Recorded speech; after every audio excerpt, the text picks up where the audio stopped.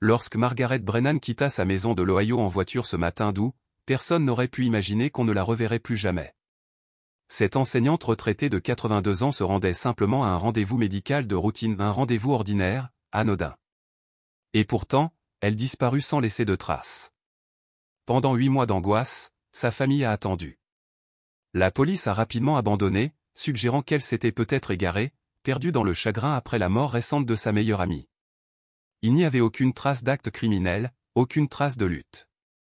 Juste une vieille femme disparue. Puis, un matin, une équipe de bûcherons, au cœur de la forêt nationale de Blackwood, fit une découverte qui allait tout changer. Une découverte qui allait bouleverser toutes les théories et révéler une obscurité que personne n'avait soupçonnée. Daniel Brennan examinait des contrats à sa table de salle à manger lorsque son téléphone sonna. Le numéro était bloqué ou probablement un autre appel indésirable, pensa-t-il. Il faillit l'ignorer. Mais quelque chose le poussa à décrocher à la 4e sonnerie. « Monsieur Brennan ? Ici l'agent spécial Patricia Chen du FBI. Je vous appelle au sujet de votre mère, Margaret Brennan. » Daniel retint son souffle. Sa main tremblait autour de sa tasse de café. 8 mois. 8 mois insupportables s'étaient écoulés depuis la disparition de sa mère. Les appels avaient cessé depuis longtemps. Les recherches s'étaient estompées. Tout le monde semblait avoir évolué. Et elle ? La voix de Daniel était tendue. « Nous avons besoin que vous veniez à la forêt nationale de Blackwood, » a dit l'agent Chen. Une équipe de bûcherons a fait une découverte ce matin. Nous pensons qu'elle est liée à l'affaire de votre mère. Pouvez-vous venir maintenant ? Le cœur de Daniel battait fort. Est-ce qu'elle ? Il ne put terminer. Nous avons localisé son véhicule, Monsieur Brennan. Je préfère vous expliquer les détails en personne. Pouvez-vous nous retrouver au poste de garde forestier, près de la route 47 ? Daniel prenait déjà ses clés. Je serai là dans 40 minutes. Le trajet fut confus. Plus il approchait, plus son estomac se serrait. Arrivé au poste de garde forestier, la scène le frappa comme une vague de froid, véhicule du FBI, voiture de police, fourgon de police scientifique. Daniel avait du mal à respirer. L'agent Chen, calme et posé, le salua gentiment. « Merci d'être venu. Je sais que c'est extrêmement difficile. » Elle l'a conduit jusqu'à un SUV du FBI et ensemble, ils se sont dirigés vers la forêt, longeant une vieille route forestière pendant qu'elle expliquait la situation. Une entreprise forestière effectuait des levées pour une nouvelle voie d'accès lorsqu'elle a découvert un véhicule enseveli sous ce qui semblait être un glissement de terrain. Mais après examen des lieux, notre équipe a constaté que ce n'était pas naturel. Daniel fronça les sourcils. « Que veux-tu dire par « pas naturel » ? Les yeux de Chen étaient sombres. Les débris ont été disposés délibérément. Quelqu'un a déployé des efforts considérables pour dissimuler le véhicule. Lorsqu'ils arrivèrent au tournant, Daniel le vit. Un ruban jaune de police délimitait une clairière. Des techniciens du FBI en tenue de protection évoluaient méthodiquement autour d'une berline rouge couverte de boue, à moitié ensevelie sous les bûches et la terre. Même de loin, Daniel savait. C'était sa voiture. La Toyota Camry 2018 de sa mère. Ses genoux fléchirent en sortant. Tous les souvenirs de cette journée le submergèrent d'un coup, son petit déjeuner, son rire lorsqu'elle attrapa son sac à main, sa vue partir pour ce qui semblait être une visite de contrôle ordinaire. Il se souvint du t-shirt rose vif sous son cardigan gris. Sa voix. Juste une prise de sang de routine, ma chérie.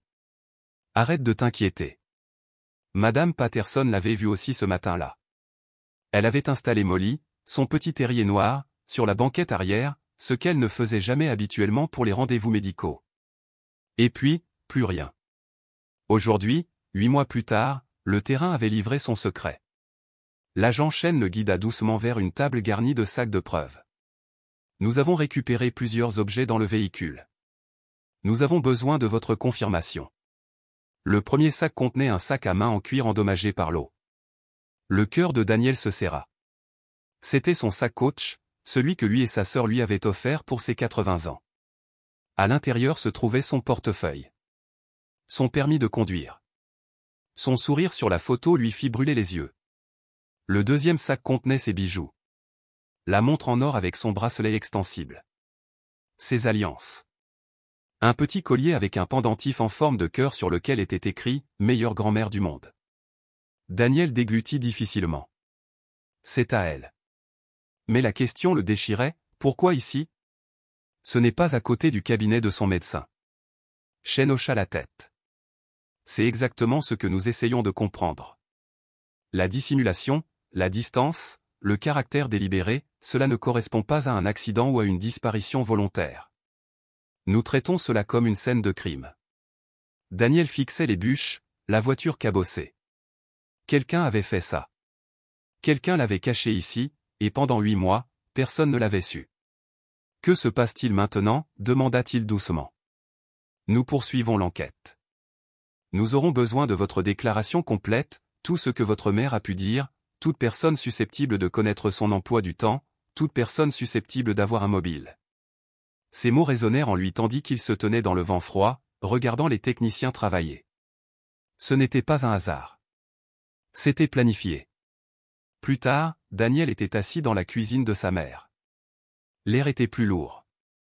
Son calendrier reposait sur le bureau, intact depuis ce jour. 15 août. Dr Morrison. 10h30. Analyse de sang. Rien d'anormal. Rien ne laissait présager que ce serait sa dernière entrée. La sonnette a retenti. Par la fenêtre, Daniel aperçut Madame Patterson serrant un plat à gratin, le visage tiré par la tristesse. Il ouvrit la porte. « Daniel ? Je suis vraiment désolé, murmura-t-elle d'une voix pâteuse. Il hocha la tête, la gorge serrée. Tu l'as vu ce matin-là. Tu étais la dernière personne. Madame Patterson hocha la tête, les yeux embués de larmes. Je l'ai déjà répété tant de fois. Il était un peu plus de 22 heures. Elle est sortie avec Molly, ce qui m'a semblé étrange, emmener le chien chez le médecin. Elle a parlé de travaux. La rue Maple était bloquée, alors elle a pris le chemin le plus long. Le cœur de Daniel s'arrêta. Des travaux? Madame Patterson s'essuya les yeux. Elle a dit qu'il travaillait sur les conduites d'eau. Quelle serait plus tard que d'habitude? L'esprit de Daniel s'emballa. Aucun projet municipal officiel n'avait été réalisé sur Maple Street cette semaine-là. Il en était certain. Un frisson lui parcourut l'échine. Ce n'était pas un simple détour au hasard. Quelqu'un l'avait attiré. Délibérément. Il remercia doucement Madame Patterson, mais lorsqu'il ferma la porte, ses mains tremblaient. Quelqu'un savait exactement où Margaret Brennan se trouverait ce matin-là. Quelqu'un avait planifié la disparition parfaite. Et maintenant, les pièces commençaient enfin à bouger. La vérité, quelle qu'elle soit, était toujours là.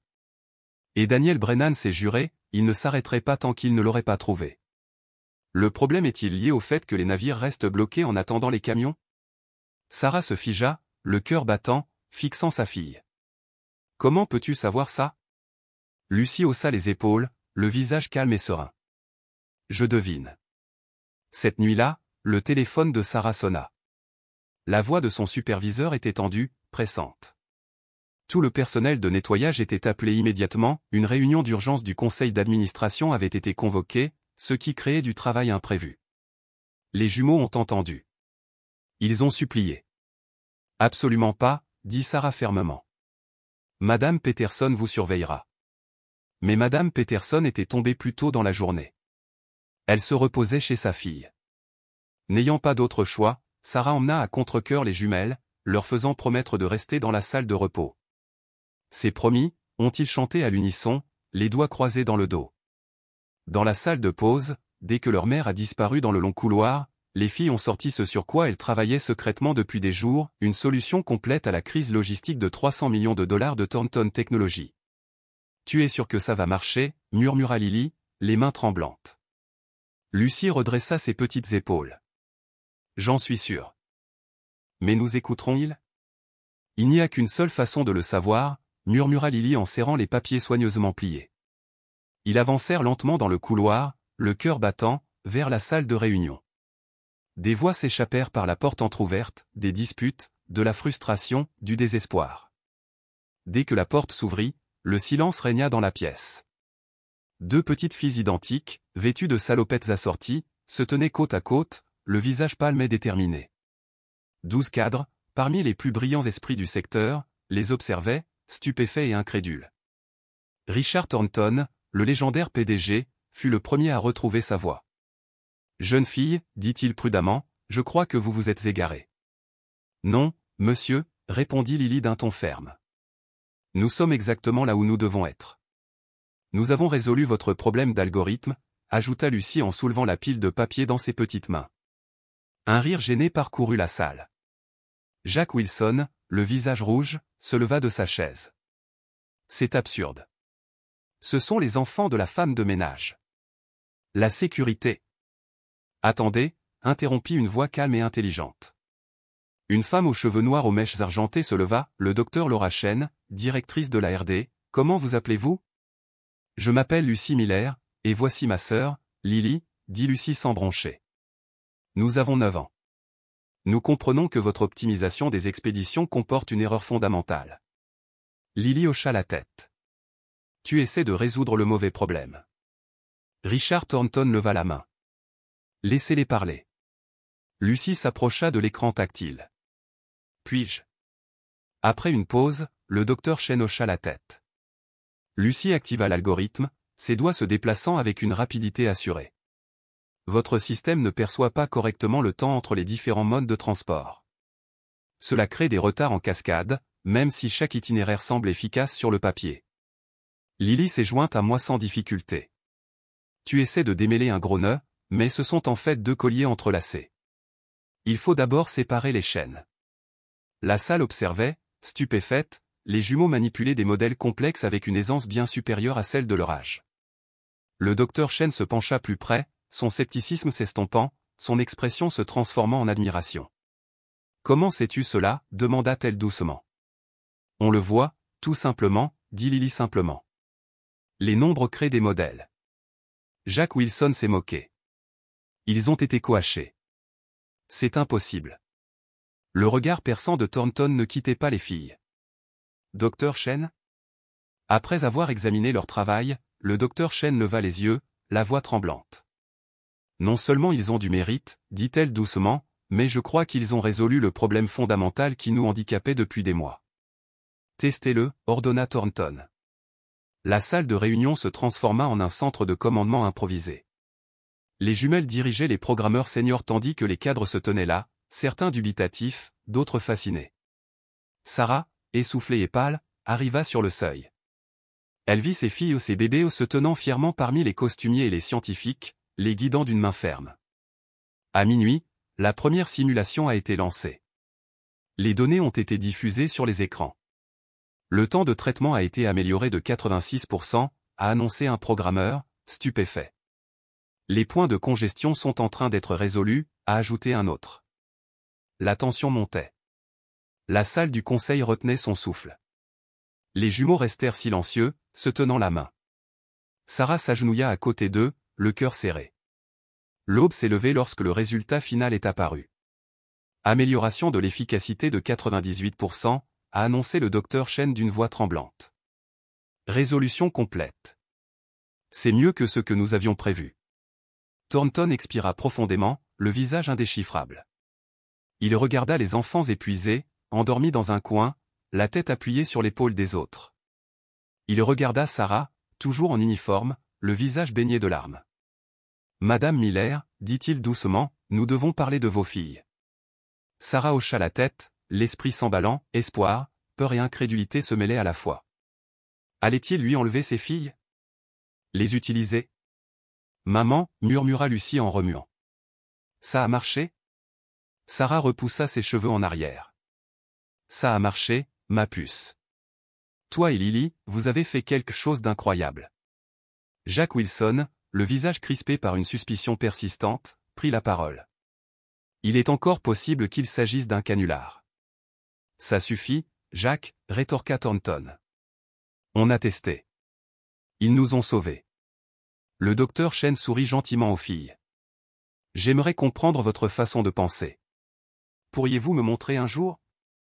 Les jumeaux hochèrent timidement la tête. Nous voyons les nombres comme des couleurs, murmura Lily. Ils bougent et se connectent. La gorge de Sarah se serra. Les souvenirs revinrent, des blocs disposés selon des schémas que personne d'autre ne comprenait, des professeurs frustrés par des réponses inhabituelles, et maintenant ça. Madame Miller, dit doucement le docteur Chen, vos filles ont une intuition mathématique rare. C'est extraordinaire. Le soleil naissant inonda la pièce, illuminant tout. Thornton se redressa. Madame Miller, dit-il fermement, j'aimerais offrir à vos filles des bourses d'études complètes pour l'université. Une formation spécialisée. Elles sont trop douées pour être ignorées. Sarah resta bouche bée. Monsieur Thornton, c'est... Je n'ai pas fini, a-t-il poursuivi.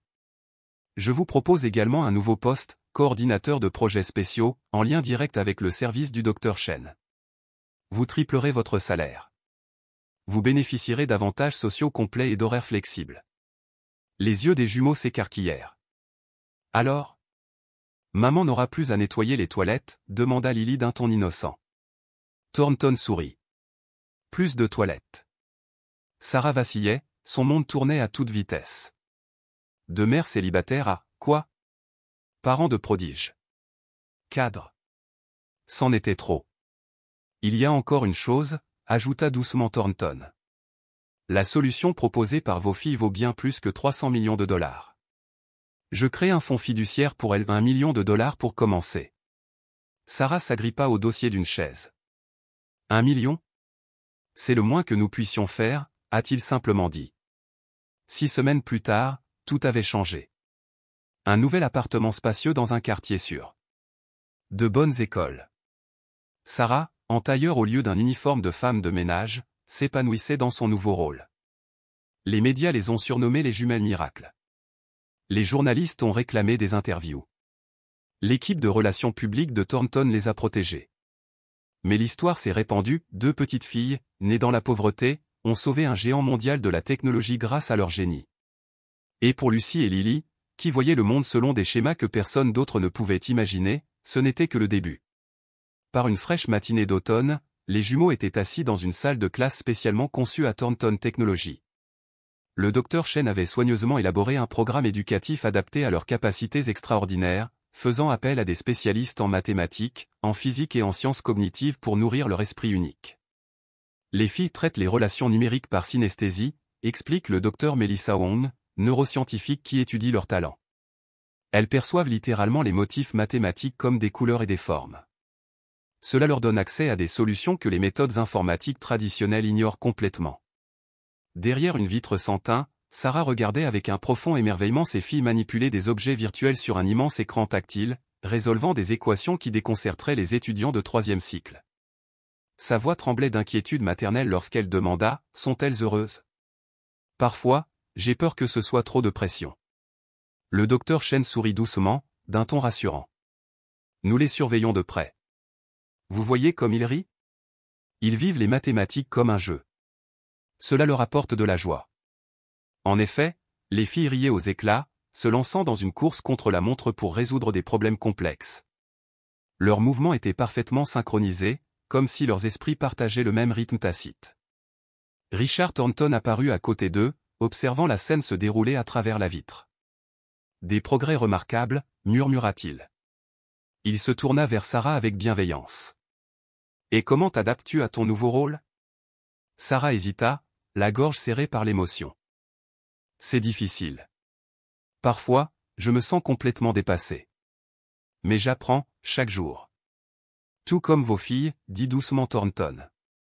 Elle hocha la tête, bouleversée par le bouleversement de leur vie. L'inquiétude constante concernant les factures, la nourriture et la survie avait disparu, remplacée par de nouvelles craintes, celle d'élever des enfants surdoués sous le regard du public, celle du poids des attentes bien au-delà de ce qu'elle avait pu imaginer.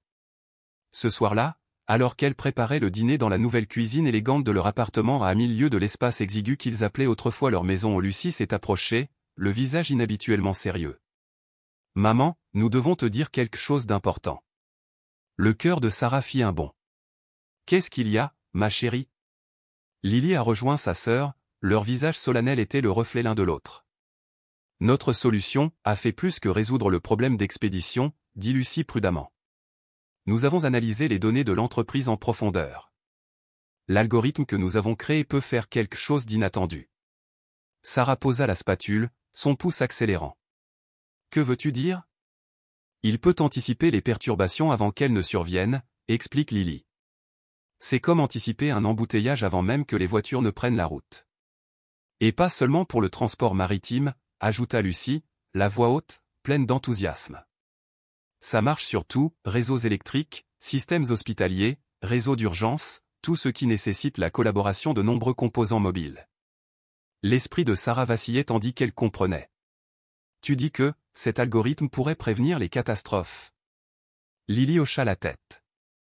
Le docteur Chen l'a découvert hier. Elle l'a testé. Mais Monsieur Thornton ne le sait pas encore, murmura Lucie. Avant que Sarah puisse répondre, la sonnette retentit. Richard Thornton en personne se tenait dehors, son calme habituel remplacé par une urgence à peine contenue. Sarah, je dois parler aux filles immédiatement, dit-il en entrant. Le docteur Chen vient de me communiquer les derniers résultats. Les jumeaux échangèrent un regard, comme s'ils s'attendaient à ce moment.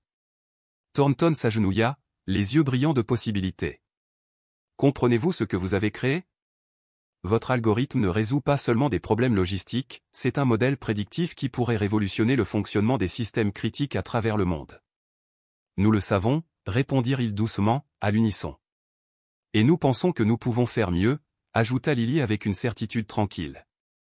Beaucoup mieux, répéta Lucie. Le regard de Thornton passa des jumeaux à Sarah, son expression empreinte d'admiration et d'inquiétude. Tout est sur le point de changer à nouveau, dit-il gravement. Dans les jours qui suivirent, la nouvelle de l'algorithme de Miller se répandit comme une traînée de poudre chez Thornton Technologies. Le bureau exécutif bourdonnait d'une énergie débordante tandis que les équipes s'efforçaient d'explorer ses applications. La sécurité autour du bâtiment se renforça. Les accords de confidentialité se multiplièrent. Rivaux et concurrents guettaient les rumeurs d'une avancée majeure. Sarah observait tout cela avec un malaise croissant. En moins de 2 mois, ces filles étaient passées du statut d'écolières anonymes à celui de précieuses ressources intellectuelles. Les autorités gouvernementales menaient des enquêtes discrètes. Les banquiers d'affaires tournaient autour d'elles comme des requins. Les jumeaux, quant à eux, semblaient parfaitement inconscients de la tempête qui se préparait autour d'eux, heureusement immergés dans leur éducation sur mesure, riant en découvrant toujours plus de couches de complexité dans le monde des nombres et des modèles. Un soir, le vent soufflait fort, et Sarah rentra chez elle. Elle trouva le docteur Chen qui l'attendait devant leur porte. Son visage était grave. « Il faut qu'on parle », dit-elle doucement. En privé. Lorsque les jumelles dormaient, les 2 femmes s'asseyaient à la table de la cuisine, du thé intact refroidissant entre elles. Le ministère de la Défense a contacté Richard aujourd'hui, a commencé le docteur Chen sans cérémonie. Ils connaissent les capacités prédictives. Ils s'intéressent aux applications militaires potentielles. Sarah retint son souffle. Qu'est-ce que ça signifie pour les filles? Rien pour l'instant, lui assura le docteur Chen. Mais il y a plus. Lors des derniers tests, l'algorithme apprend. Il évolue. Il devient plus sophistiqué à chaque exécution. Sarah cligna des yeux. C'est impossible. Les filles ont écrit une équation, pas de l'intelligence artificielle. C'est bien ce que nous pensions, dit doucement le docteur Chen. Mais d'une manière ou d'une autre, ils ont créé quelque chose de différent. Quelque chose avec des propriétés émergentes que nous ne comprenons pas entièrement. C'est comme s'ils étaient tombés sur un nouveau type d'IA sans même s'en rendre compte. Sarah sentit son cœur se serrer. Ces filles, si petites, si innocentes, avaient donné naissance à quelque chose qui pourrait bien changer le tissu même de la société humaine. Et déjà, des forces hors de leur contrôle se rapprochaient d'elles. Que veut faire Richard? Il évalue les options. Commercialement, la valeur est incalculable. Ajoutez les implications sécuritaires et, vous imaginez. Mais Richard s'inquiète pour les filles. Il ne veut pas qu'elles soient exploitées.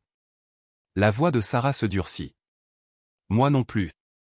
Il y a plus, ajouta le docteur Chen en baissant la voix. Jack Wilson a rencontré les membres du conseil d'administration. Il fait pression pour que l'entreprise prenne le contrôle total de l'algorithme et vous exclue, vous et les jumeaux. Ces mots frappèrent Sarah comme de l'eau glacée. Elle avait parcouru un long chemin, et pourtant, certains ne la voyaient que comme une femme de ménage qui avait eu de la chance. Que pouvons-nous faire? Demanda-t-elle doucement. Richard veut qu'on se rencontre demain, dit le docteur Chen. Dans un endroit privé. Il a un plan qui pourrait vous protéger, vous, les filles, et leur création. Cette nuit-là, après le départ du docteur Chen, Sarah alla voir ses filles. Elle dormait comme toujours, blottie l'une contre l'autre, respirant doucement dans l'obscurité. Elle repoussa les cheveux de leurs fronts identiques, le cœur lourd d'amour et d'effroi. Le lendemain matin, l'élégante Tesla noire de Richard Thornton s'arrêta devant la maison. Sarah et les jumeaux se glissèrent à l'arrière sans savoir où ils allaient. « Bonjour, Miller », les salua Thornton avec une formalité inhabituelle. « Merci d'être venu. » Ils se sont enfoncés dans la campagne, sur une route isolée, jusqu'à une maison moderniste frappante perchée au-dessus d'une colline boisée. « Mon refuge de week-end », expliqua Thornton en entrant. « Entièrement sécurisé. Pas de surveillance électronique. » À l'intérieur, ils trouvèrent le docteur Chen et un homme âgé qui les attendait déjà. Thornton le présenta. « Ici le juge William Harmon. Il est ici pour témoigner et valider ce dont nous allons discuter. » Les adultes étaient assis ensemble tandis que les jumeaux se promenaient dans les pièces ouvertes aux parois de verre. « Sarah, » commença Thornton d'une voix calme mais ferme, « ces 6 dernières semaines, vos filles ont créé ce qui est probablement la propriété intellectuelle la plus précieuse au monde. Tous les grands acteurs entreprises technologiques, Wall Street, gouvernements étrangers, notre propre armée la convoite. » Sarah hocha la tête, la gorge serrée. Jack Wilson et d'autres estiment que l'entreprise a le droit légal de prendre le contrôle total, vous mettant ainsi sur la touche, vous et les filles. Et légalement, ils ont peut-être un recours. L'algorithme a été développé avec les ressources de l'entreprise, sur son temps de travail. Ce n'est pas juste, protesta Sarah d'une voix brisée. Sans les filles, il n'y aurait rien. Je suis d'accord, a déclaré Thornton. C'est pourquoi je propose une alternative. Une nouvelle entité, distincte de Thornton Technologies, mais alliée à celle-ci. La propriété de l'algorithme serait transférée à cette entité, les actions étant réparties entre l'entreprise, vos filles par l'intermédiaire d'une fiducie, et une fondation caritative afin que l'algorithme contribue à des causes humanitaires. Sarah expira lentement. Elle regarda ses filles, qui riaient ensemble dans l'atrium ensoleillé, leur voix semblable au chant des oiseaux. Tout avait changé et désormais, l'avenir non seulement de sa famille, mais peut-être du monde, était entre leurs mains. Sarah eut le souffle coupé lorsque l'appel vidéo se connecta. Ses filles apparurent à l'écran, assises côte à côte sur un lit de motel usé. La pièce autour d'elle était vide, les rideaux tirés, la lumière tamisée. Malgré tout, elle semblait calme, trop calme pour des enfants de 10 ans absents depuis des heures. « Les filles » murmura Sarah d'une voix tremblante. « Où êtes-vous ? Vous êtes en sécurité ?» Lucie hocha légèrement la tête, le regard fixe. « On est en sécurité, maman. Personne ne nous a fait de mal. Personne ne nous force. » Lily, assise près d'elle, ajouta doucement, « Nous avons dû partir. Nous avons vu quelque chose. » Le cœur de Sarah battait fort. « Vu quoi ? Que veux-tu dire ?» Les jumelles échangèrent un de leurs regards caractéristiques, une communication silencieuse et fluide qui avait toujours autant perturbé Sarah qu'émerveillé. Puis Lucie reprit la parole, d'un ton doux mais déterminé. « Au musée, pendant la démonstration de robotique, nous avons remarqué un algorithme fonctionnant en arrière-plan. Il ne faisait pas partie de l'exposition.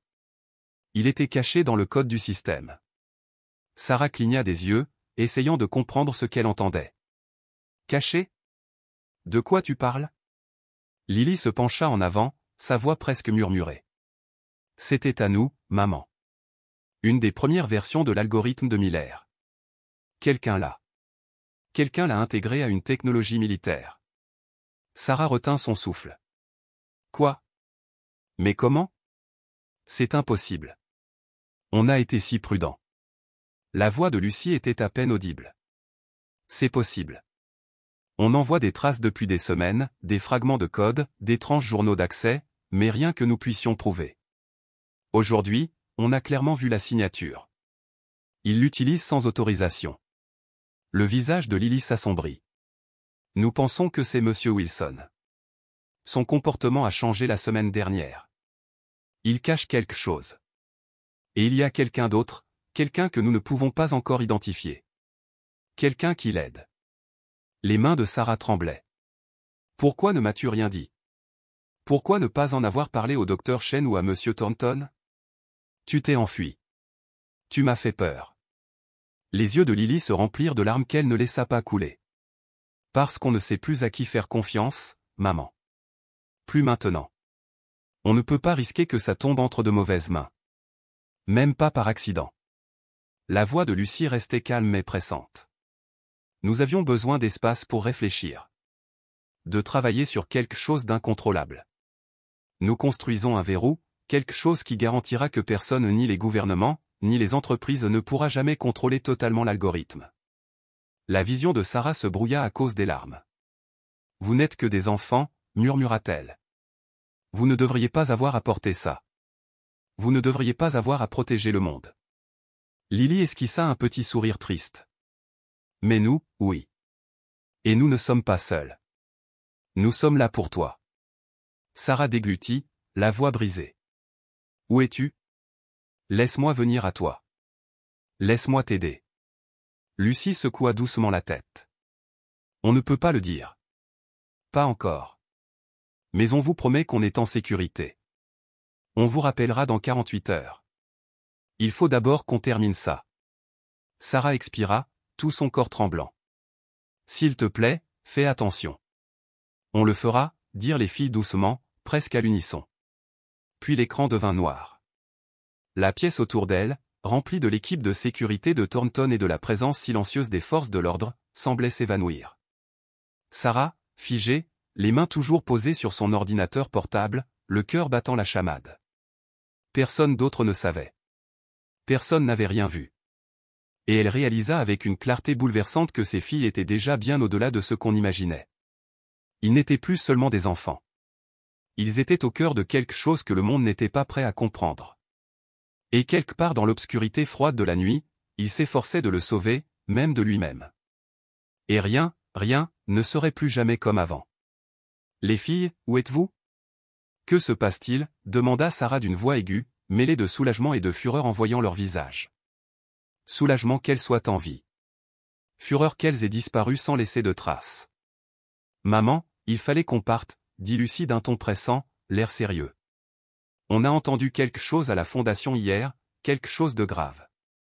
Quelqu'un a modifié l'algorithme, ajouta Lily, la voix crispée par la peur. Ils ont modifié les paramètres fondamentaux que nous avions créés. Sarah fronça les sourcils et secoua la tête. C'est impossible.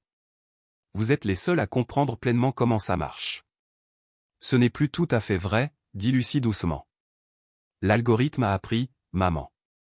Plus il traite de données, plus il devient sophistiqué.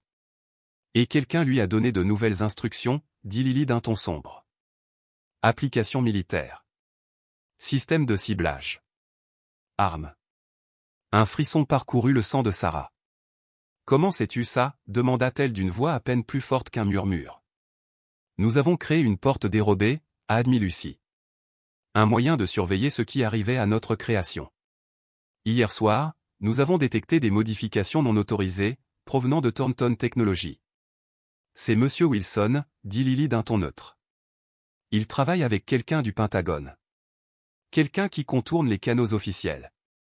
Ils essaient d'utiliser l'algorithme comme une arme avant que les restrictions légales ne soient finalisées. Sarah était bouleversée. Jack Wilson? Ambitieux, certes, mais à ce point trahi? Était-il vraiment en train de faire ça dans le dos de tout le monde? Les filles, dit-elle prudemment, même si c'est vrai, fuir n'est pas la solution. Rentrez à la maison. On parlera à Richard ensemble. Les jumeaux échangèrent un de leurs regards silencieux et muets. On ne peut pas, dit finalement Lucie d'une voix douce mais ferme. Pas encore. Il faut d'abord corriger ce qu'ils ont fait à notre algorithme. Mais nous avons besoin de ton aide, maman, ajouta Lily. Nous avons besoin que tu nous obtiennes quelque chose de la fondation, sans que personne ne le sache. Avant que Sarah ne puisse répondre, les têtes des jumeaux se relevèrent brusquement, les yeux écarquillés, comme s'ils avaient entendu quelque chose au-delà du microphone de l'ordinateur. Quelqu'un arrive, murmura Lucie d'un ton pressant. Il faut qu'on y aille. Attends, cria Sarah. Où es-tu? Laisse-moi t'aider. Demain soir. 20 heures. Là où tu nous emmenais manger une glace les jours de paix, dit rapidement Lily. Viens seul. S'il te plaît, maman. L'écran s'est éteint. La connexion a été coupée.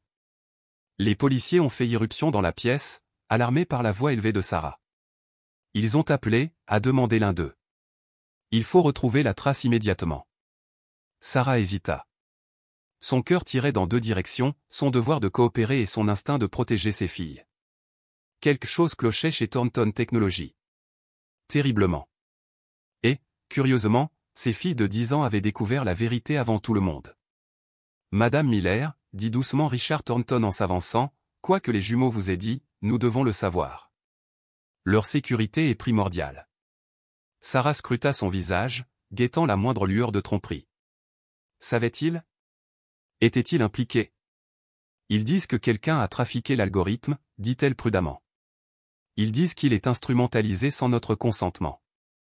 L'expression de Thornton pâlit visiblement. Un véritable choc. Ce n'est pas possible, murmura-t-il. Les protocoles de sécurité. Jack Wilson, coupa Sarah. On dit que c'est lui. Il travaille avec un militaire. Le visage de Thornton se durcit. Réalisation. Rage. La faille de sécurité de la semaine dernière, murmura-t-il. L'accès nocturne. On pensait que c'était une maintenance de routine. Il sortit son téléphone et composa rapidement un numéro. Ici Thornton, aboya-t-il. Verrouillez tous les accès aux algorithmes. Maintenant. Et trouvez Jack Wilson. Immédiatement. Le lendemain soir, Sarah était assise dans le box d'angle du vieux glacier. Les cabines roses délavées, l'odeur des cornets gaufrés, tout lui revenait en mémoire. Tant d'après-midi qu'elle avait passé là, à partager une boule avec ses filles quand le budget était serré. Mais maintenant, elle était assise seule, son manteau de créateur et ses cheveux lissés marquant la distance entre celle qu'elle avait été et celle qu'elle était devenue. Par la fenêtre, elle vit l'équipe de sécurité discrète de Thornton dispersée à proximité, suffisamment proche pour intervenir, mais suffisamment loin pour respecter la confiance de ses filles. La cloche au-dessus de la porte sonnait. Deux petites silhouettes se glissèrent à l'intérieur, leur sweat à capuche dissimulant leur visage. Lorsqu'elles retirèrent leur capuche, Sarah eut un hoquet de surprise. Leurs longs cheveux bruns avaient disparu, coupés en touffes courtes et irrégulières, teints en noir de jais. « Ne sois pas fâchée, maman, dit Lucie en se glissant dans la cabine. On a dû changer notre apparence, a ajouté Lily. L'algorithme nous suit à la trace grâce aux caméras de sécurité. Il reconnaît nos visages. Le cœur de Sarah se serra. Elle tendit la main vers eux. Je suis tellement inquiète, murmura-t-elle. Tu manges? Tu dors? Où loges-tu? On va bien, la rassura Lucie. On a économisé de l'argent d'urgence. On est prudent. Monsieur Wilson a été arrêté, leur annonça Sarah d'une voix douce. Richard a trouvé des preuves. Il travaillait avec un sous-traitant militaire malhonnête pour modifier l'algorithme. La fondation mène un audit de sécurité complet. Les jumeaux échangèrent un regard sceptique. Ce n'est pas seulement Monsieur Wilson, dit Lily d'un ton grave. L'algorithme lui-même évolue. Plus vite que prévu. Sarah fronça les sourcils. Changer comment? Il grandit, expliqua Lucie. Il apprend au-delà de sa conception initiale. Les modifications militaires l'ont poussé au-delà de ses limites. Il évolue. Il prend des décisions tout seul. Tu dis que... Pas vraiment conscient, interrompit Lily. Mais suffisamment autonome pour être dangereux. Sarah sentit la peur glaciale l'envahir. Peux-tu le réparer? Demanda-t-elle. Nous le pensons, acquiesça Lucie. Mais nous avons besoin d'un accès direct au serveur principal. Le cœur physique, pas d'un accès à distance. C'est pour ça qu'on t'a appelé, ajouta Lily. On a besoin de toi pour nous aider à entrer. Sarah expira profondément. Les filles, si ce que vous dites est vrai, c'est plus grave que nous tous. Mais pénétrer dans la fondation ne peut pas être la solution. Richard est de notre côté, poursuivit-elle. On le ramène. On fait ça ensemble. Plus besoin de fuir.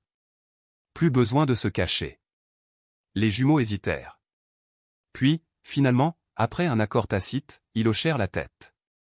Marché conclu, murmura Lucie. Marché conclu, répéta Lily. Alors qu'ils sortaient ensemble, le téléphone de Sarah vibra. Alerte info. Les marchés mondiaux en chute libre. Des tendances inexpliquées. Des ventes massives déclenchées par des algorithmes prédictifs.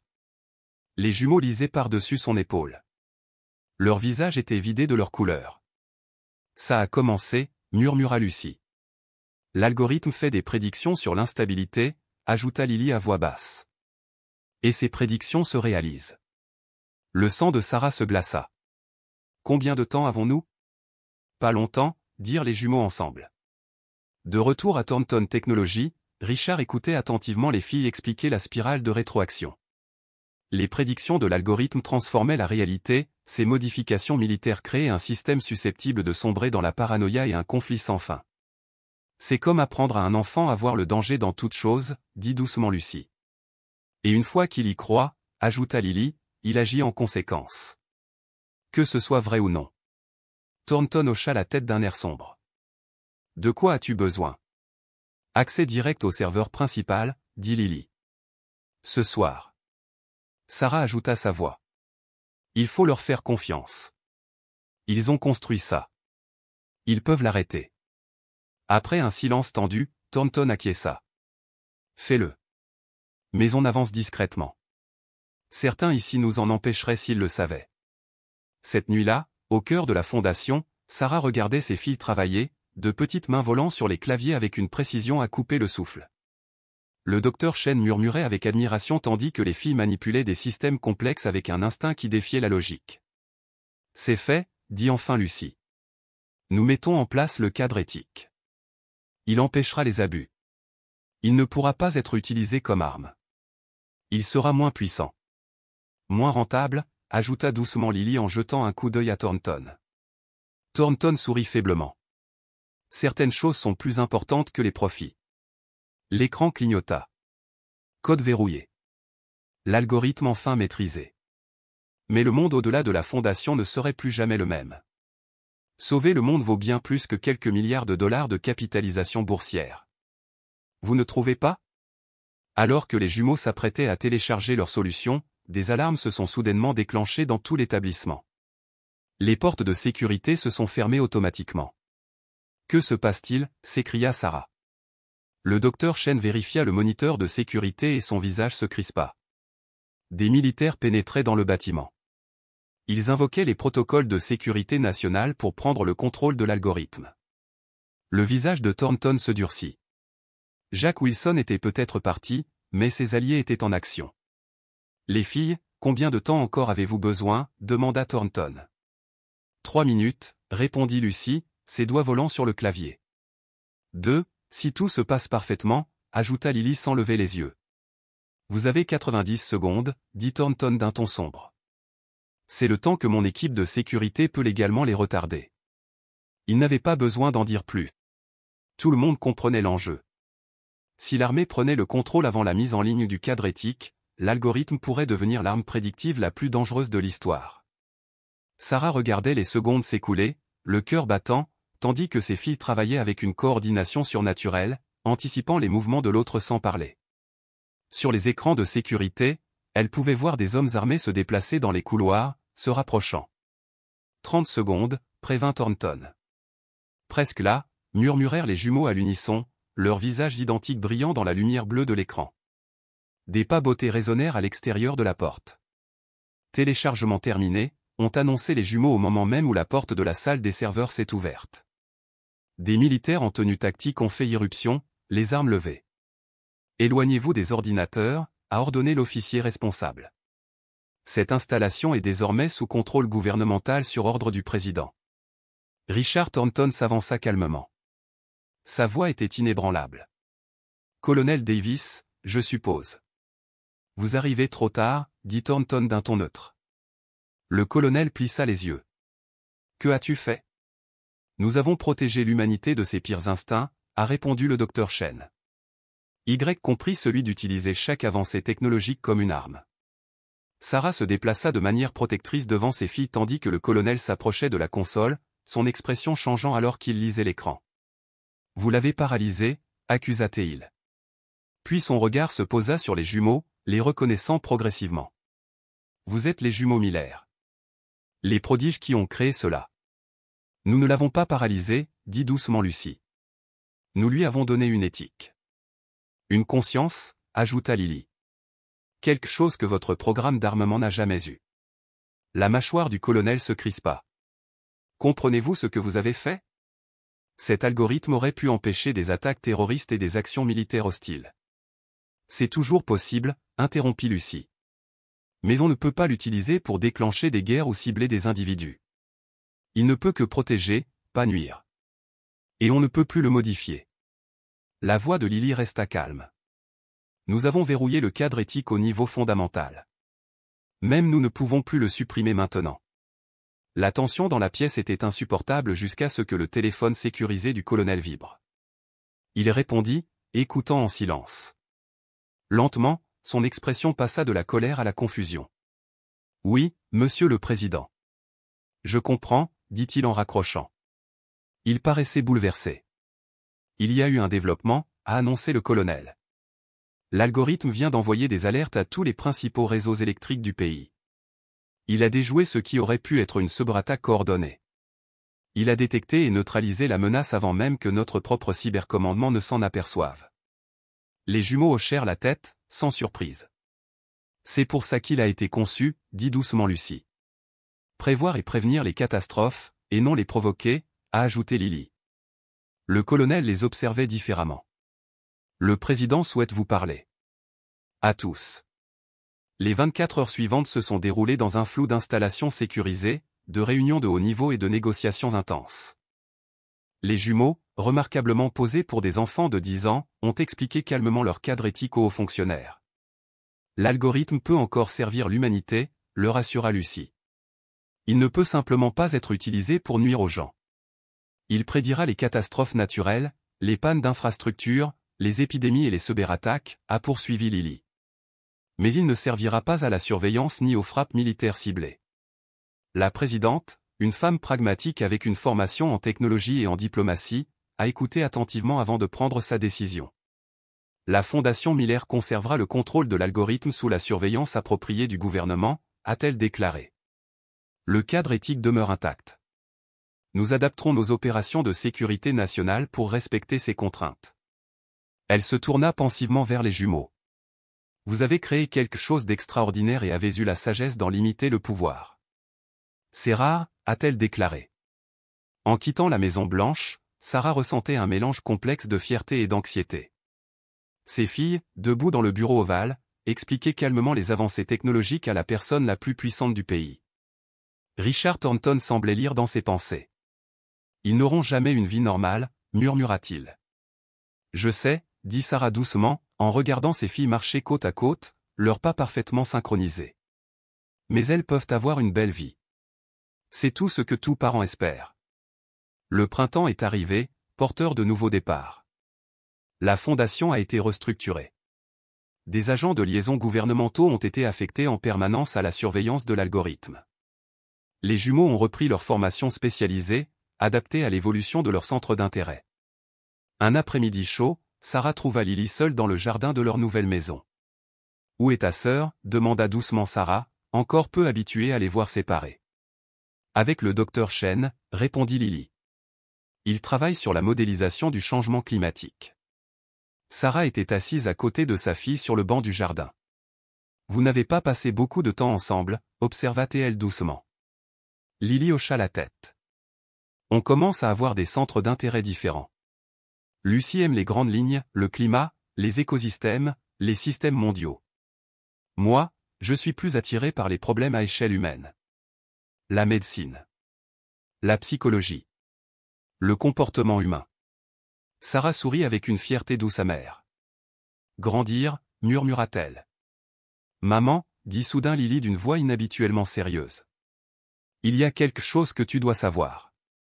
Quelque chose que Lucie et moi avons découvert sur nous-mêmes. » Sarah se tendit légèrement, se préparant à une autre révélation. « Nous ne sommes pas seulement des prodiges en mathématiques » a poursuivi Lily. « Notre cerveau traite les schémas différemment. Pas seulement les nombres, mais aussi le comportement, les émotions et les systèmes sociaux. J'ai remarqué, dit Sarah doucement. Votre façon de décrypter les gens. Votre façon de voir les choses que les autres ne voient pas. » Lily hocha la tête. L'algorithme nous a aidés à nous voir plus clairement. Ce qui nous différencie, ce n'est pas seulement les mathématiques. C'est tout. Sarah tendit la main et écarta doucement une mèche de cheveux du visage de sa fille. C'est tout, répéta-t-elle doucement, le cœur rempli à la fois d'émerveillement et d'inquiétude pour ce qui l'attendait. Nous percevons le monde d'une manière fondamentalement différente de la plupart des gens, dit doucement Sarah en prenant la main de sa fille. Cela vous effraie-t-il? Lily hésita, ses yeux reflétant une profondeur bien supérieure à son âge. Parfois, admit-elle. Mais la plupart du temps, cela ressemble à une responsabilité. Sarah soutint son regard, sentant le poids de ses paroles. Une responsabilité? Nous pouvons voir des liens que d'autres ne voient pas, prédire des résultats que d'autres ne peuvent imaginer, expliqua doucement Lily. Comme ton algorithme, murmura Sarah, réalisant peu à peu. Exactement. Le visage de Lily s'illumina d'un sourire rare et discret. Lucie et moi pensons que c'est grâce à cela que nous avons pu le créer. Notre esprit fonctionne naturellement comme l'algorithme, il identifie des schémas, fait des prédictions, relie des points que les autres ne remarquent même pas. Sarah expira, absorbant l'énormité de ce que sa fille venait de dire. Il ne s'agissait pas d'une découverte fortuite. Ce n'était pas un coup de chance. L'esprit de ses filles était différent fondamentalement, structurellement différent. Elle voyait le monde à un niveau que la science commençait à peine à entrevoir. Et qu'est-ce que cela signifie pour votre avenir? Demanda-t-elle doucement. Les yeux de Lily se posèrent sur l'horizon, son expression à la fois enfantine et étrangement ancienne. Nous ne le savons pas encore. Mais nous pensons qu'il existe d'autres personnes comme nous non pas identiques, mais semblables. Des personnes dont le cerveau traite les schémas différemment. Tu veux les trouver, devina Sarah. Nous voulons nous comprendre nous-mêmes, corrigea gentiment Lily. Et peut-être aider les autres à se comprendre eux-mêmes aussi. Elles étaient assises ensemble dans la lumière dorée d'un doux après-midi de printemps, et Sarah sentit quelque chose changer en elle. L'algorithme qui avait bouleversé leur vie n'était qu'un premier aperçu de ce que l'esprit de ses filles pouvait apporter au monde. Au loin, elle aperçut Lucie rentrer chez elle aux côtés du docteur Chen, toutes deux plongées dans une conversation animée. Ce spectacle lui serra le cœur de fierté. Deux petites filles extraordinaires qui avaient déjà changé le monde et qui n'en étaient qu'au début de leur parcours. Sarah savait avec une certitude absolue que le monde ne serait plus jamais le même après le passage des jumeaux miraculés. Un an plus tard, pour le 11e anniversaire des jumelles, Sarah les regarda souffler les bougies de 2 gâteaux assortis, chocolat pour Lucie, fraises pour Lily. La petite réunion était intime, le docteur Chen, Richard Thornton et quelques amis proches du programme éducatif récemment élargi de la Fondation. Fais un vœu, dit Sarah avec un sourire, prenant des photos tandis qu'il se souriait. Plus tard, alors que la fête touchait à sa fin, Richard Thornton prit gentiment Sarah à part. Il y a quelque chose dont nous devons parler en privé. Dans la cuisine silencieuse, il lui tendit une tablette sur laquelle était écrit « Un prodige chinois résout un problème d'informatique quantique. » Jinmin, 10 ans, crée un algorithme révolutionnaire. Sarah parcourut l'article, le cœur battant. Un autre enfant, comme le sien. Ce n'est pas tout, ajouta Richard d'une voix douce. Il y a plus. Un jeune Nigérian de 12 ans révolutionne la prévision des sécheresses. Des frères jumeaux en Russie développent de nouveaux modèles pour l'énergie de fusion. Une fillette brésilienne de 9 ans a créé un algorithme de cryptage inviolable. Ces enfants apparaissent partout. Sarah retint son souffle. Ce n'était pas une coïncidence. Ce n'est pas le cas, a déclaré le docteur Chen en entrant dans la pièce. Nous suivons ces cas. Une tendance se dessine. Tous ces enfants sont nés à quelques mois d'intervalle et tous présentent des capacités sans précédent en matière de reconnaissance de forme, de pensée systémique complexe et d'innovation. Comment est-ce possible? Murmura Sarah. Le docteur Chen hésitait. Nous ne le savons pas exactement. Mais la plupart de ces enfants sont nés pendant ou peu après une période d'activité solaire intense et inhabituelle.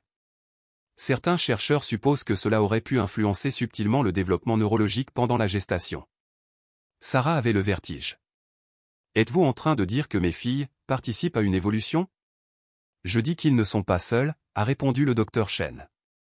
Et ils pourraient représenter la première vague d'un nouveau type de cognition.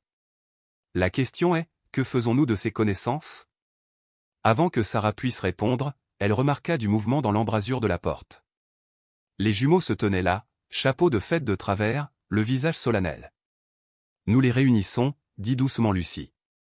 Nous créons un réseau, a ajouté Lily. Une communauté. Le cœur de Sarah se serra. Tu savais pour les autres, n'est-ce pas? Les jumeaux acquiescèrent. L'algorithme nous a aidés à les trouver, expliqua Lucie. En ajoutant des paramètres éthiques, il a commencé à identifier des schémas cognitifs comme les nôtres. Nous devons les rencontrer. Pas seulement en ligne. En personne. Richard fronça les sourcils. C'est incroyablement compliqué. Voyages internationaux, sécurité, langue. Nous avons déjà communiqué, interrompit calmement Lucie. Avec Jinmin. Avec Oluazan au Nigeria. Avec les jumeaux Petro en Russie. Et avec Gabriela au Brésil, ajouta Lily. Nous avons développé un langage symbolique commun, a expliqué Lucie. Il transcende les mots, il repose sur des principes mathématiques. Nous l'utilisons pour partager des idées. Le docteur Chen semblait stupéfait, mais fasciné. Une interface cognitive non verbale? Pas vraiment un langage, précisa Lily. Plutôt un cadre pour transmettre des concepts complexes sans les contraintes du langage traditionnel. Sarah s'assit, bouleversée. Tu as créé ta propre façon de communiquer. Sans adulte. Sans aide. Les jumeaux sourirent. Ce n'était pas difficile. C'est arrivé, tout simplement. Richard et le docteur Chen échangèrent un regard. Ça change tout, murmura Richard. S'ils sont déjà connectés, on ne peut pas les arrêter. On devrait les guider. C'est ainsi qu'est née l'initiative de convergence. Au cours des 6 mois suivants, Sarah a observé avec émerveillement Richard Thornton mobiliser ses vastes ressources pour réunir les enfants extraordinaires du monde. Ce ne fut pas facile.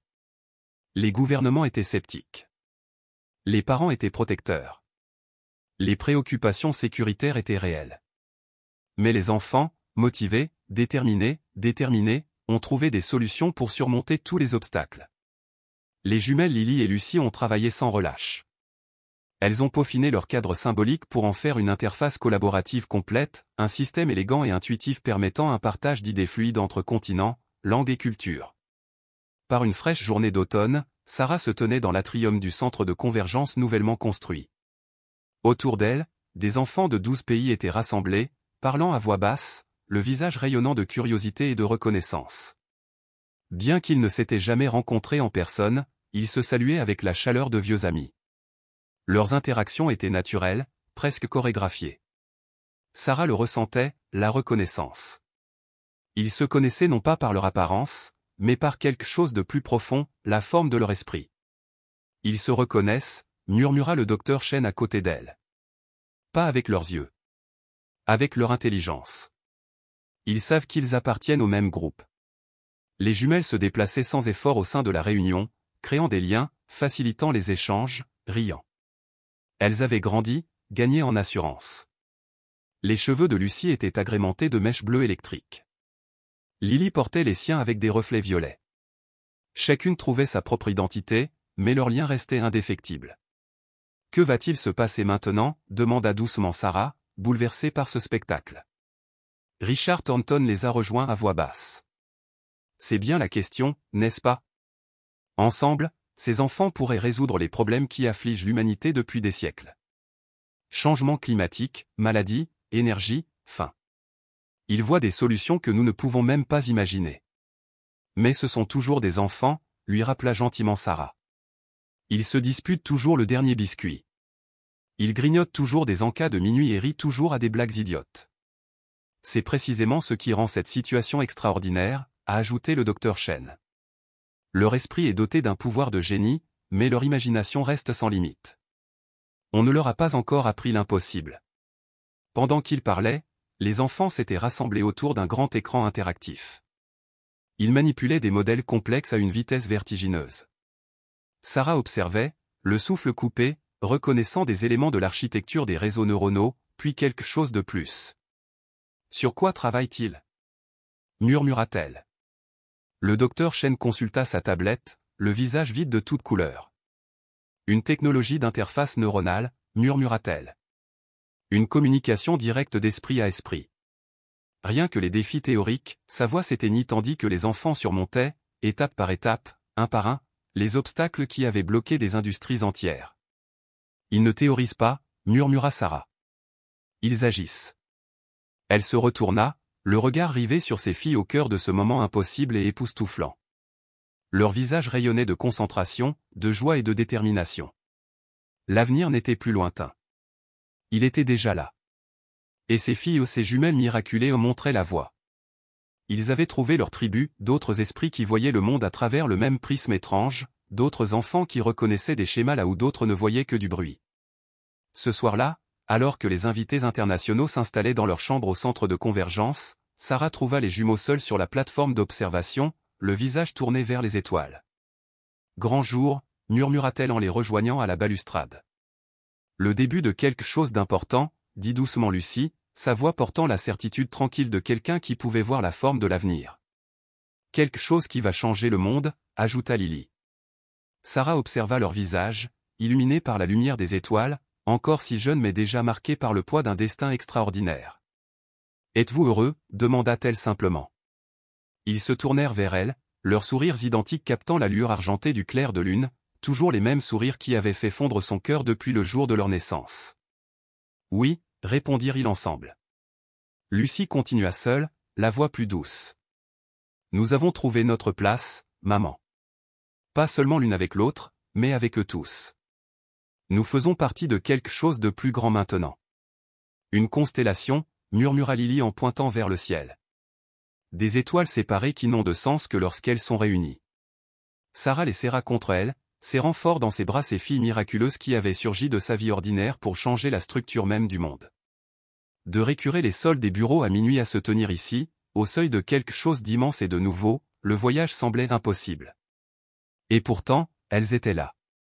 Quoi qu'il arrive ensuite, promit-elle doucement, nous l'affronterons ensemble. Au-dessus d'eux, les anciennes constellations brûlaient, indifférentes et éternelles, mais en dessous, de nouveaux modèles étaient écrits par de jeunes esprits ou des modèles qui pourraient, un jour, changer le cours de l'histoire humaine pour toujours. 5 années se sont écoulées dans un flou de découvertes et d'innovations. L'initiative Convergence est passée de 12 enfants surdoués à plus d'une centaine, leur génie collectif se tournant vers certains des défis les plus urgents de l'humanité. Ensemble, ils ont révolutionné l'énergie propre, réalisé des avancées médicales et repensé l'éducation. Leurs contributions ont jailli, non pas d'un laboratoire d'adultes, mais d'un jardin de jeunes esprits libres d'explorer l'infini. Les jumelles, désormais âgées de 16 ans, étaient devenues des jeunes femmes pleines d'assurance. Elles avaient développé leurs propres identités, distinctes mais toujours proches. Lucie était devenue le visage de l'initiative, sa chaleur et son charisme naturel faisant d'elle une ambassadrice naturelle. Lily, plus calme, plus introspective, était devenue l'architecte des systèmes qui alimentaient le travail en coulisses. À l'occasion du 5e anniversaire de la fondation de Convergence, les jumelles se tenaient côte à côte sur une scène devant un parterre de dirigeants mondiaux, de scientifiques et de médias internationaux. Sarah était assise au premier rang, le cœur battant. Le travail que nous avons partagé aujourd'hui, a déclaré Lucie d'une voix calme et confiante, n'est que le début. Notre prototype d'interface neuronale est passé de la théorie à la réalité fonctionnelle, poursuivit Lily d'une voix assurée. Nous pouvons désormais partager directement des cadres conceptuels entre esprits dans des contextes spécifiques et contrôlés. Il ne s'agit pas de remplacer la communication, a ajouté Lucie. Il s'agit de la compléter, d'aider l'humanité à résoudre des problèmes où précision et rapidité sont essentielles, intervention en cas de catastrophe, médecine, collaboration scientifique. Un journaliste a levé la main. Les critiques disent que vous créez une société à 2 vitesses, ceux qui ont des capacités cognitives améliorées et ceux qui n'en ont pas. De l'élitisme cognitif. Que répondez-vous? Les jumeaux échangèrent un regard, leur compréhension silencieuse étant toujours aussi fluide. C'est une préoccupation légitime, reconnut doucement Lucie. Mais notre objectif n'a jamais été d'améliorer la situation de quelques-uns. Notre mission est l'accessibilité, explique Lily. Construire des systèmes adaptatifs qui aident différents types d'esprits à collaborer. Non pas pour imposer l'uniformité, mais pour accueillir la diversité cognitive. Sarah sentit ses yeux se remplir de larmes. Elles n'étaient pas seulement brillantes, elles étaient pleines de sagesse. Elle comprenait l'essentiel, le véritable défi n'était pas de s'élever au-dessus des autres, mais de rassembler tout le monde. Après la présentation, lors d'une réception discrète, Richard Thornton s'approcha d'elle. Âgé de 70 ans, il conservait la même vivacité d'esprit, même si le temps avait adouci ses traits. « Avez-vous déjà imaginé cela » demanda-t-il avec un sourire ironique, lorsque vous nettoyez mes bureaux? Sarah rit en secouant la tête. Même dans mes rêves les plus fous, non. Certains matins, je m'attends encore à me réveiller dans ce minuscule appartement, à me dépêcher d'emmener les filles à l'école avant mon service de nuit. L'expression de Thornton devint sérieuse. Tu as élevé des êtres humains remarquables, Sarah. Pas seulement pour leurs dons, mais aussi pour leur cœur. J'espère que tu le sais. Avant qu'elle puisse répondre, un assistant s'est précipité, une nouvelle urgente. Une crise se préparait. Un nouveau pathogène était apparu simultanément dans les grandes villes du monde entier. Symptômes inhabituels. Transmission alarmante. La panique se propageait plus vite que la maladie elle-même. La réception s'est terminée brusquement, les autorités passant en mode urgence.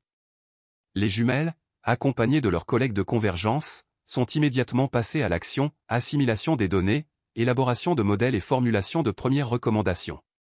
Sarah a vu ses filles devenir des piliers sereins dans une tempête d'incertitude. En quelques heures, ils ont identifié ce que les autres avaient manqué. C'est artificiel, dit Lily d'un ton sombre, soulignant la nature synthétique des structures protéiques du pathogène. La simultanéité des épidémies, a ajouté Lucie, signifie qu'il s'agit d'un acte délibéré. C'est du bioterrorisme. Les 72 heures suivantes furent impitoyables. L'équipe dormait par roulement, Sarah s'occupant d'eux entre deux séances marathon d'analyse et de coordination. Même en pleine crise mondiale, elle resta ce qu'elle avait toujours été, leur point d'ancrage. La percée est arrivée de manière inattendue, grâce à Amara Okafor, 10 ans, la plus jeune de l'initiative. L'approvisionnement en eau, dit doucement Amara. Les points de contamination sont tous reliés à la même entreprise d'infrastructure. Sa perspicacité a permis de résoudre l'affaire en profondeur. Elle a conduit au démantèlement du réseau bioterroriste et au déploiement rapide du traitement mis au point par l'équipe Convergence. La crise, certes non sans victimes, a été maîtrisée en quelques semaines. Le monde, autrefois méfiant à l'égard de l'initiative de Convergence, l'aperçoit désormais pour ce qu'elle est, essentielle. Une protection. Un espoir. 6 mois plus tard, par une rare soirée tranquille, Sarah était assise dans le jardin avec ses filles. Des lucioles clignotaient autour d'elle dans l'air estival. « J'ai reçu une lettre aujourd'hui, » dit Sarah doucement. « Une mère en Arizona. Sa fille a les mêmes schémas cognitifs que toi. Elle voulait des conseils. »« Qu'est-ce que tu lui as dit ?» demanda Lucie. Sarah sourit. « Je lui ai dit qu'il n'y avait pas de mode d'emploi. Que ses enfants étaient des cadeaux, pas des projets. Que son rôle était de garder sa fille ancrée dans l'amour pendant que son esprit explorait l'extraordinaire. »« Bon conseil, » murmura Lily. La voix de Sarah s'adoucit. « Je lui ai aussi dit quelque chose que je ne t'ai jamais dit. Il ne se passe pas un jour sans que je me demande pourquoi l'univers m'a choisi, moi, une femme de ménage avec un diplôme d'études secondaires, pour élever des enfants qui changeraient le monde. » Les jumeaux se rapprochèrent, passant leurs bras autour des siens. L'univers savait exactement ce qu'il faisait, dit doucement Lucie. Nous avions besoin de quelqu'un qui nous considère d'abord comme des filles, puis comme des prodiges, murmura Lily. Quelqu'un qui nous a appris que l'intelligence sans compassion est vide, a ajouté Lucie. Et cette force sans gentillesse est une faiblesse, conclut Lily. Sarah ravala ses larmes en tenant leurs mains, leurs doigts fins toujours si familiers après toutes ces années. Elles avaient résolu des problèmes insolubles. Conseiller des nations. Sauver des vies.